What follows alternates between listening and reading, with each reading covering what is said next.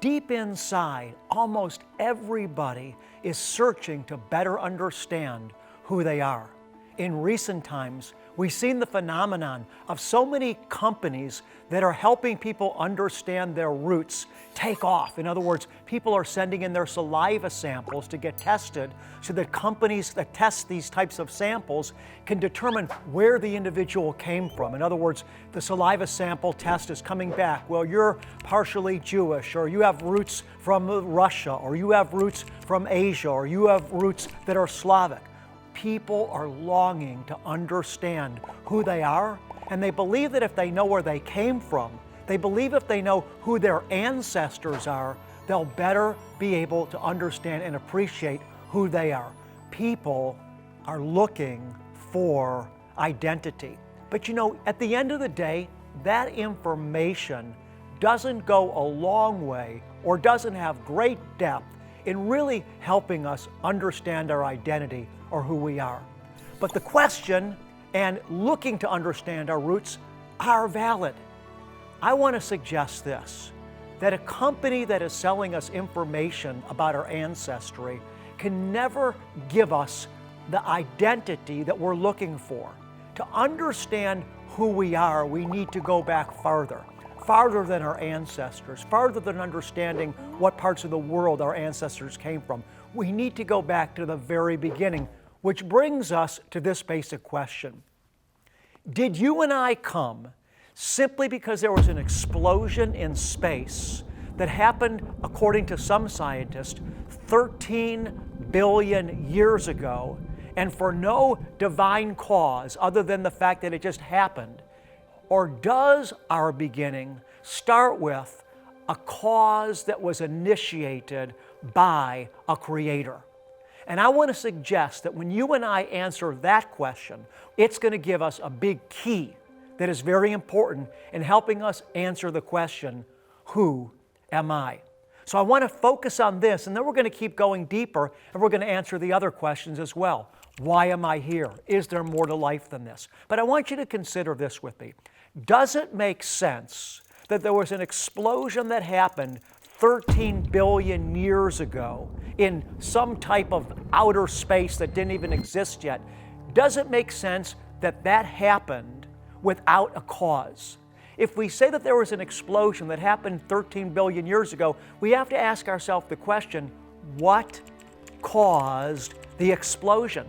And if we can answer what caused the explosion, then we have to ask the same question again. Well, what caused that thing that caused the explosion? In other words, we ask the question forever, well, what caused that? What caused that? What caused the explosion? Then, well, what caused that thing that caused the explosion?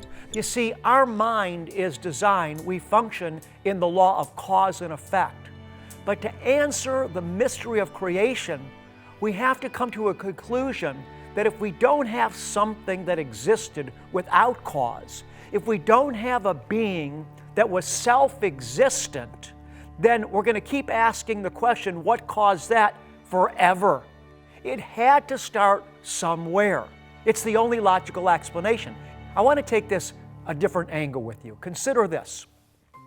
When you look in creation, although we do see chaos at times, if we're honest, I think we'll also admit that we see intelligent design in creation. For example, birds automatically know when to fly south for the winter.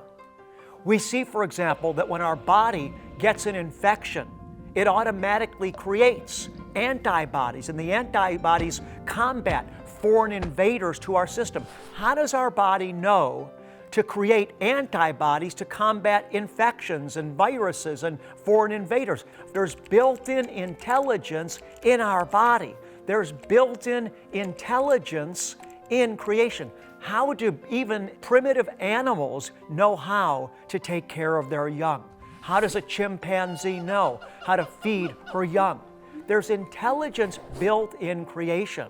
And the reason that there's intelligence built in creation, it's because there's an intelligent designer behind creation.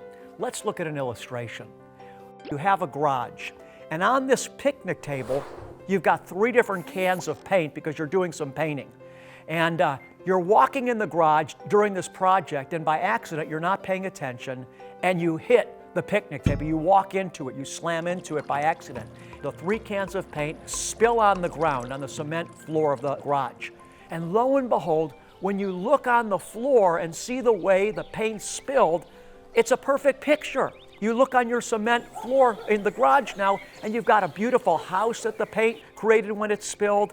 You've got a mom, a dad, and a little child standing on the front porch. There's a big fence around the yard. There's a little dog running in the yard, and there's a sun in the sky. Now, does that make any sense? That 3 cans of paint that randomly spilled because you knocked the table would fall on the ground in such a way that it created a beautiful picture? Absolutely not, because that picture took intelligent design. Intelligence is built in to creation. Consider this with me. You and I, deep down inside, we can agree that certain things are right and certain things are wrong. For example, deep down inside, we all know that it's right to help somebody that's suffering. And in fact, we have outrage in us when we see people that are being abused or mistreated and no one is doing anything to stop it. For example, the horrendous situation that too often occurs when a child is being abused. All of us know this is wrong. It has to be stopped.